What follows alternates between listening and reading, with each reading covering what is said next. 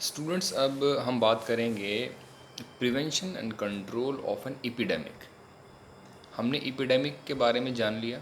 Epidemic की detail हमने जान ली कि कैसे कैसे हम एपिडेमिक को इन्वेस्टिगेट करेंगे, उसके बारे में जानकारी लेंगे।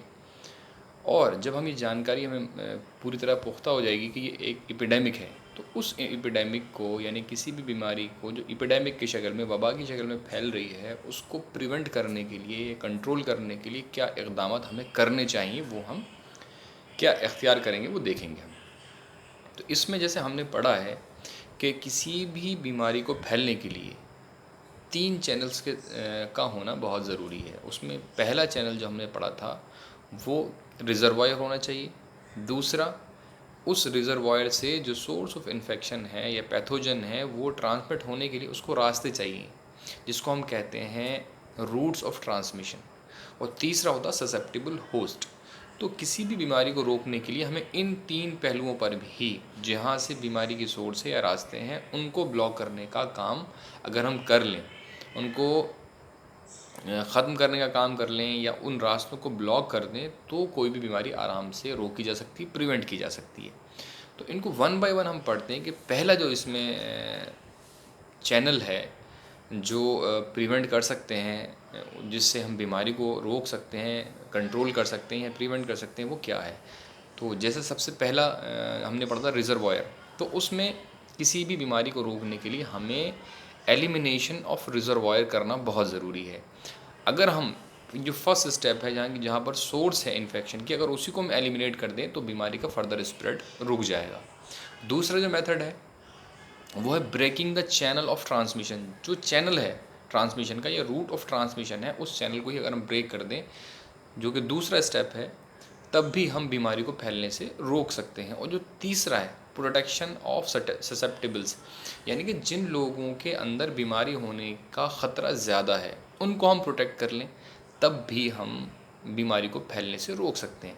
जैसे जैसे ये सीरीज़ है तीनों की, फर्स्ट सेकंड और थर्ड स्टेप जो है, इसमें आसान, पहला स्टेप आसान है, दूसरा स्टेप थोड़ा मुश्किल और तीसरा स्टेप और ज़्यादा मुश्किल है। तो हम कोशिश ये करें कि किसी बीमारी को अगर हमें फैलने से रोकना है तो हम उसको पहले स्टेप में यानी कि रिजर्वायर के लेवल पे अगर रोक लें तो वो बहुत ज़्यादा इफ़ेक्टिव है। इसमें जहाँ तक एलिमिनेशन ऑफ रिजर्वायर की बात है, तो इसमें अलग अलग तरह के रिजर्वायर हैं, उनको एलिमिनेट करने के भी अलग अलग तरीके हैं, कुछ आसान है और कुछ मुश्किल है। पहला जो है, अगर एलिमिनेशन ऑफ रिजर्वायर की हम बात करते हैं तो उसमें रिजर्वायर में अगर एनवायरमेंटल रिजर्वायर है, जैसे एयर है या वाटर है या सॉइल है, अगर ये सोर्स ऑफ इन्फेक्शन है या रिजर्वोयर हैं, इनके अंदर जो है पैथोजन या इन्फेक्शियस एजेंट मौजूद है, तो इनको एलिमिनेट करना थोड़ा मुश्किल। आप हवा को, पूरी की पूरी हवा को साफ़ नहीं कर सकते, ख़त्म नहीं कर सकते, एनवायरनमेंट को क्लीन नहीं कर सकते, पूरे के पूरे पानी को जो क्लीन करना बहुत एक मुश्किल काम है। और मिट्टी में अगर है कोई इन्फेक्शन, सॉइल के अंदर है, तो उसको भी एलिमिनेट करना एक मुश्किल काम है। दूसरा जो एलिमिनेशन ऑफ एनिमल रिजर्वायर जो हमने पढ़ा है, एनिमल रिजर्वायर, तो एनिमल रिजर्वायर को थोड़ा आसान है एलिमिनेट करना। अगर हम मालूम कि पिग हैं या कोई बर्ड है या कोई दूसरा जानवर से बीमारी फैल रही है, तो हम उसको अलग कर सकते हैं, ख़त्म कर सकते हैं और उनके कांटेक्ट में आने से लोगों को रोक सकते हैं, उनको आइसोलेट कर सकते हैं। जो तीसरा एग्जाम्पल है रिजर्वायर का, वो है ह्यूमन रिजर्वायर। उसमें केस जिनके अंदर वो बीमारी है और कैरियर जिसके अंदर वो बीमारी दिख नहीं रही लेकिन मौजूद है, वो दोनों ही ह्यूमन रिजर्वायर का काम कर सकते हैं। तो ये ह्यूमन रिजर्वायर को कंट्रोल करना या एलिमिनेट करना थोड़ा आसान है। उसको हम अलग अलग तरीके से रोक सकते हैं, एलिमिनेट कर सकते हैं उस फैक्टर को। इसका एलिमिनेट करने का मतलब ये नहीं है कि हम इंसान को मार दें या कुछ ख़त्म कर दें, बल्कि उसका मतलब ये है कि उसको बीमारी से फैलने के लिए रोकने के इक़दाम कर दें हम, ताकि उससे फ़र्दर बीमारी नहीं फैले। ह्यूमन रिजर्वायर तो ये थोड़ा आसान है। आसान कैसे, इसमें क्या क्या स्टेप हम ले सकते हैं। इसमें पहला स्टेप है किसी भी बीमारी की अर्ली डायग्नोसिस। तेज़ी के साथ बहुत पहले शुरुआती दौर में ही अगर किसी बीमारी को हम डायग्नोज़ कर लें, यानी कि वो चिंगारी ही के मौके पर जब वो शुरू हो रही है उसी वक्त पर हम उसको डायग्नोज़ कर लें तो हम उसको आसानी से ख़त्म कर सकते हैं। अगर वो चिंगारी आग लगा देगी फिर हम उसको फायर ब्रिगेड को बुलाकर और आग बुझाएं, वो सेंस नहीं बनता है। तो अर्ली डायग्नोसिस और प्रॉम्प्ट ट्रीटमेंट बहुत इंपॉर्टेंट है कि जल्दी से डायग्नोसिस कर लें और बहुत तेज़ी से फिर हम उसका इलाज शुरू कर दें, तो वो बीमारी फैलने से बहुत आसानी से रोकी जा सकती है। इसका जैसे मैंने एग्जांपल दिया कि ये चिंगारी को ही ख़त्म करने के लेवल पे काम करते हैं, इसके बाद आग लग जाए और फिर हम फायर ब्रिगेड को बुलाएं और उससे बहुत ज़्यादा नुकसान हो। तो दूसरा जो इसमें काम कर सकते हैं वो नोटिफिकेशन। जैसे ही हमें बीमारी के बारे में मालूम हो, हेल्थ ऑफिशियल को या हेल्थ अथॉरिटीज़ को फ़ौरन उस बीमारी के बारे में हम अलर्ट कर दें कि ये बीमारी बहुत तेज़ी से फैल रही है, आउटब्रेक हो गया है, इस पर कंट्रोल करने की मेजर्स करो। अब इसमें इंपॉर्टेंट बात ये है कि इसमें कोई ज़रूरी नहीं है कि किसी बीमारी के बारे में जो नोटिफिकेशन करे हेल्थ अथॉरिटीज़ को वो कोई डॉक्टर ही करे या कोई एपिडेमियोलॉजिस्ट ही करे, कोई आम इंसान भी अथॉरिटीज़ को अगर उसकी नोटिस में कोई इस तरह की बीमारी आई है तो वो इन्फॉर्म कर सकता है हेल्थ अथॉरिटीज़ को। तीसरा है एपिडेमियोलॉजिकल इन्वेस्टिगेशंस, यानी कि किसी भी बीमारी के बारे में एपिडेमियोलॉजिकली टाइम, प्लेस और पर्सन के लेवल पे हम उस बीमारी को अच्छे से जानना बहुत ज़रूरी है। उसको इन्वेस्टिगेट कर लें प्रॉपरली, उसका डिस्ट्रीब्यूशन देख लें, किन लोगों में ज़्यादा है, जो चीज़ें हम पहले पढ़ चुके हैं कि किस जगह पे हो रहा है, किन लोगों में ज़्यादा हो रहा है और किस वक्त में हुआ है, किसी चीज़ के एक्सपोजर की बात तो नहीं हुआ है। दूसरा, उसके कॉजेटिव एजेंट के बारे में हम अच्छे से जान लें, सोर्स ऑफ इन्फेक्शन क्या है, किस एजेंट की वजह से ये हो रहा है, उसका मोड ऑफ ट्रांसमिशन क्या है और उसके फैक्टर्स कौन से हैं जो उसको बढ़ा या घटाते हैं। टेम्परेचर तो नहीं है या ह्यूमिडिटी कोई एक फैक्टर तो नहीं जिसको बढ़ा देता है, या ओवर क्राउडिंग कोई एक ऐसा फैक्टर है जो उसको बीमारी को फैलने में मदद करता है। तो ये तमाम फैक्टर्स को हम एक बार एनालाइज कर लेंगे, जान लेंगे, इन्वेस्टिगेट कर लेंगे और इसके साथ साथ उस बीमारी का जो इम्पैक्ट है, उसका मैग्नीट्यूड है, ये भी जानना बहुत ज़रूरी है। तो हम एपिडेमियोलॉजिकल इन्वेस्टिगेशन उसके बारे में, बीमारी के बारे में अच्छे से कर लेंगे। उसके बाद हम उसको आराम से जो है रिज़र्वायर को हम ख़त्म करने की कोशिश कर सकते हैं। उसके बाद जो ह्यूमन रिज़र्वायर को जब भी हमें मालूम हो जाएगा उस बीमारी के बारे में पूरा इम्पैक्ट क्या है, उसका कितनी तेज़ी से फैलती है, कितने लोग, कितनी ये ख़तरनाक है, इसका सोर्स ऑफ इन्फेक्शन क्या है, उसके बाद हम आइसोलेट करेंगे उन लोगों को जो बीमार हैं ताकि दूसरे लोगों में ये बीमारी ट्रांसमिट ना हो सके। इसको हम आइसोलेशन कहते हैं। तो पहला जो स्टेप हमने इस पूरे ह्यूमन रिजर्वायर को एलिमिनेट करने में लिया है वो अर्ली डायग्नोसिस और प्रॉम्प्ट ट्रीटमेंट। तेज़ी से पहले वक्त रहते हुए डायग्नोसिस कर लें और बहुत तेज़ी से इलाज कर लें। जो दूसरा स्टेप हमने लिया है कि जब हम उस बीमारी के बारे में मालूम हो जाएगा तो हम उसका नोटिफाई करेंगे, उसको बताएंगे लोग, हेल्थ अथॉरिटीज़ को, कि बीमारी का फैल गई है।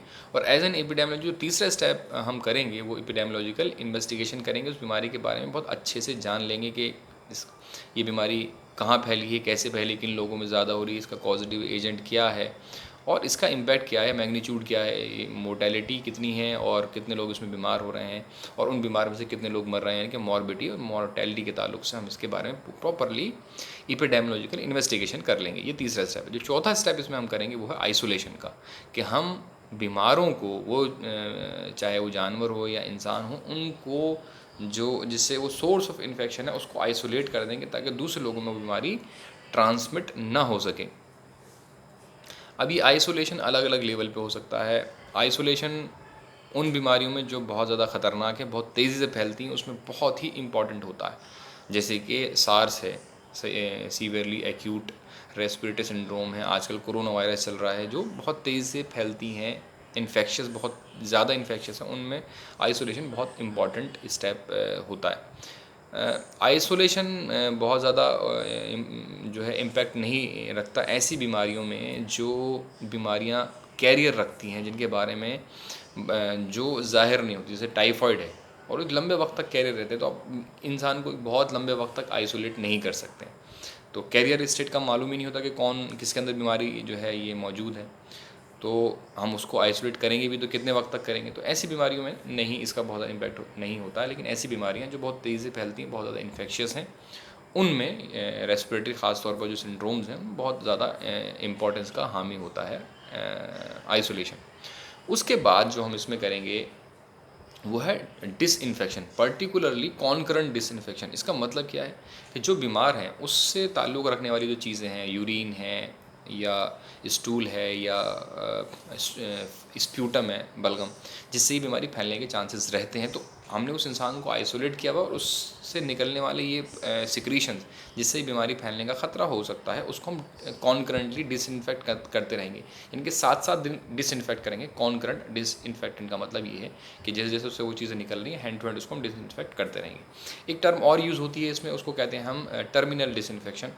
टर्मिनल डिसइंफेक्शन का मतलब है कि जब कोई बीमार ठीक होकर डिस्चार्ज करते हैं उसको हम, या वो उसकी डेथ हो जाती है, तो उससे रिलेटेड जो सामान है, जो चीज़ें हैं उसकी, जिसको उसने यूज़ किया, उसको परमानेंटली हम डिसइंफेक्ट कर देते हैं और ख़त्म कर देते हैं, डिस्कार्ड कर देते हैं। उसको हम टर्मिनल डिसइंफेक्शन बोलते हैं। उसके बाद डिसइंफेक्शन करने के बाद हम ट्रीटमेंट करते हैं। ट्रीटमेंट का जो पर्पज़ होता है वो ये होता है कि जो इंडिविजुअल है उसको हम नॉन इन्फेक्शियस बना दें, ऐसा उसको ट्रीटमेंट दें जिससे वो ठीक हो जाए और वो नॉन इन्फेक्शियस हो जाए और दूसरे लोग उससे बीमार ना हो सकें। ट्रीटमेंट का पर्पज़ ये रहता है। अब ट्रीटमेंट मास एक तो इंडिविजुअल ट्रीटमेंट होता है कि जो बीमार आया उसका ट्रीटमेंट करे। एक मास ट्रीटमेंट होता है कि जितने उस एरिया में जितने लोग हैं जो जिनको ससेप्टेबल भी हैं, ख़तरा है बीमार होने का, और जो उससे कांटेक्ट में है, ख़ुद बीमार भी है और बीमार के कांटेक्ट वाले, उनको एक साथ हम ट्रीटमेंट देते हैं जिनमें सिम्टम ज़ाहिर होते हैं और उसको कंटेन कर लेते हैं, उसको दूसरी जगह नहीं जाने देते, जैसे हम कोरोना वायरस के केसेस में कर रहे हैं। और एक होता है ब्लैंकेट ट्रीटमेंट। तो ऐसी बीमारियां जो एक से दूसरे को फैलती हैं, तो उसमें पूरे घर को एक साथ हम ट्रीट करते हैं। जैसे स्कैबीज़ है, खुजली जो होती है, तो एक से दूसरे को फैलती है, तो हम एक का ट्रीटमेंट नहीं करते उसमें, बल्कि पूरे के पूरे परिवार का ट्रीटमेंट करते हैं। अगर ऐसा नहीं करेंगे तो एक से दूसरे को फैलता रहेगा, तो उसको हम बोलते हैं ब्लैंकेट ट्रीटमेंट। तो इस तरह की बीमारियों में हम ब्लैंकेट ट्रीटमेंट भी कहते हैं।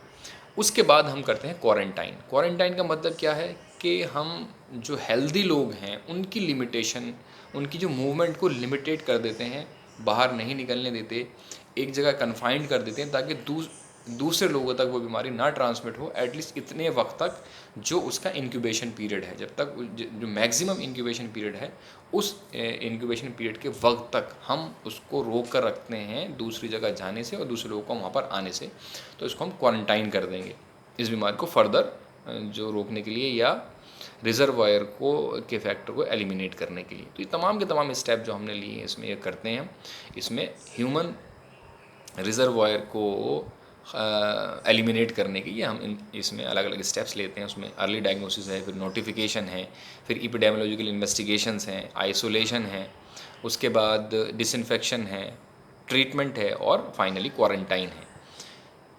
नेक्स्ट जो स्टेप इसके अंदर आता है breaking the channel of transmission. अब जो चैनल ऑफ ट्रांसमिशन को हम ब्रेक करना है, चूँकि दो तरह के हमारे जो रूट ऑफ ट्रांसमिशन दो तरह का, डायरेक्ट और इनडायरेक्ट, तो चैनल भी हम उसी डायरेक्ट तरीके से और इनडायरेक्ट तरीके से हम ब्रेक करेंगे। तो डायरेक्ट तरीके में जो आते हैं, जो उसमें कॉन्टैक्ट है कि फिज़िकल कॉन्टैक्ट की वजह से फैलती है बीमारी डायरेक्ट में, तो उस physical contact, skin to skin contact को अवॉइड कराया जाएगा। दूसरा ड्रॉपलेट इन्फेक्शन है।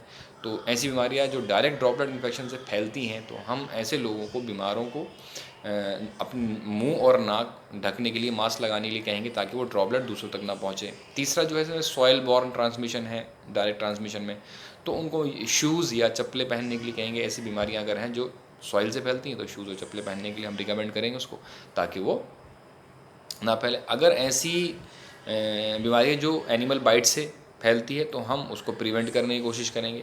तीसरा जो डायरेक्ट ट्रांसमिशन का जो वे है या रास्ता है वो है ट्रांसप्लेसेंटल ट्रांसमिशन, कि मदर से बेबी को लगता है। तो उसके दो तरीके हैं ठीक करने के उसको, जिसको हम पेरीनेटल या वर्टिकल ट्रांसमिशन कहते हैं। उसमें पहला तो ये है कि ऐसी बीमारी जिसमें हम ट्रीट कर सकते हैं तो मदर का ट्रीटमेंट देंगे, जैसे कि हम STDs में करते हैं या सिफिलिस में करते हैं, तो मदर को ट्रीटमेंट देंगे और वो बीमारी ट्रांसफ़र नहीं होगी। दूसरा तरीका ये है कि ऐसी बीमारी जिसमें मदर को, अगर वो बीमारी है तो बच्चे में वो ट्रांसमिट होगी ही होगी, जैसे रुबेला है, तो हम उस केस में अबॉर्ट करा देंगे बच्चों को, आगे प्रेगनेंसी को फर्दर नहीं बढ़ाएंगे। ये इसका एक दूसरा जो ट्रांसमिशन का तरीका है वो है इनडायरेक्ट ट्रांसमिशन। इनडायरेक्ट में हमने अलग अलग पढ़ा है। पहला वैकिल बोर्न है, यानी कि पानी से फैलना या दूध से फैलना। तो पानी से है तो पानी को हम प्यूरिफाई करेंगे, क्लोरीन से कर सकते हैं, और अगर दूध में है तो हम उसको पॉस्चराइज़ करेंगे मिल्क को, उसको तरीका ये है। और अगर वेजिटेबल वगैरह तो उसको जो क्लीन करने का या डिसइंफेक्ट करने का तरीका, उस तरह वेजिटेबल को डिसइंफेक्ट कर देंगे ताकि वो ट्रांसमिशन ना हो। इसके अलावा वेक्टर रूट ट्रांसमिशन है इनडायरेक्ट ट्रांसमिशन में, जैसे मक्खी या मच्छर से फैलते हैं तो हम उनको किल कर दें या उनको कंट्रोल कर लें तो भी ये बीमारी को फैलने से रोका जा सकता है, जैसे कि हम मलेरिया के केस में करते हैं या डेंगू के केस में करते हैं। एयरबॉर्न ट्रांसमिशन है अगर, तो हम एयर पॉल्यूशन को कम करने की कोशिश करेंगे और प्रॉपर वेंटिलेशन रखेंगे। और इसके अलावा जो इनडायरेक्ट ट्रांसमिशन का है वो है फोमाइट्स के ज़रिए से, यानी कि कपड़ा है या फर्नीचर है या बर्तन है, उनको हम डिसइंफेक्शन करेंगे अगर उससे फैलने का किसी बीमारी से ख़तरा है। और ट्रांसमिशन अगर हैंड्स के थ्रू है तो हैंड्स की जो हाइजीन है, प्रॉपरली उसको धोना, वो इख्तियार करेंगे हम। तो रूट ऑफ ट्रांसमिशन का जो चैनल ब्रेक करना है हमें, वो डायरेक्ट और इनडायरेक्ट दोनों वे में हम कर सकते हैं। इसके अलावा जो फाइनल है प्रोटेक्शन ऑफ ससेप्टेबल, जो तीसरा स्टेप है इसमें, ससेप्टेबल को प्रोटेक्ट करें। अब इसके दो तरीके हो सकते हैं, एक तो स्पेसिफिक तरीका है, स्पेसिफिक मेजर है, और दूसरा है जनरल मेजर। जनरल मेजर का मतलब क्या है कि उसके न्यूट्रिशन को हम बेहतर करें, उसकी इम्यूनिटी को हम बेहतर करें इन जनरल। और जो दूसरा तरीका है स्पेसिफिक तरीका, उसमें स्पेसिफिक तरीका जो है वो दो तरीके से हो सकता है, वो है एक इम्यूनो प्रोफाइलैक्सिस और दूसरा कीमो प्रोफाइलैक्सिस। एक तो इम्यून सिस्टम को बेहतर बनाना, इम्यूनिटी को प्रोड्यूस करना, आर्टिफिशियल इम्यूनिटी को प्रोड्यूस करना। जनरल मेजर्स में हम जो नेचुरल इम्यूनिटी उसको इम्प्रूव करते हैं, न्यूट्रिशन को इम्प्रूव करने की कोशिश करते हैं। और जो स्पेसिफिक मेजर्स हैं उसमें हम आर्टिफिशियल इम्यूनिटी को प्रोड्यूस करते हैं किसी डिजीज़ के लिए, और दूसरा इसको हम कहते हैं इम्यूनो प्रोफाइलैक्सिस। और एक तरीका कीमो प्रोफाइलैक्सिस, यानी कि दवाइयों को देकर हम ससेप्टेबल को जो है उसको प्रोटेक्ट करते हैं दवाइयाँ देकर, कि किसी इंसान में ये बीमारी ना हो, तो उसके लिए हम उसको प्रिवेंशन के तौर पर कुछ दवाइयाँ देते हैं, उसको हम कीमो प्रोफाइलैक्सिस बोलते हैं। तो इम्यूनो प्रोफाइलैक्सिस और chemo prophylaxis, particularly immuno prophylaxis जो है, ये इम्यूनाइजेशन हम थोड़ा डिटेल में पढ़ेंगे नेक्स्ट वीडियो में, जिसको हम इम्यूनाइजिंग एजेंट्स की हेडिंग के अंदर पढ़ेंगे।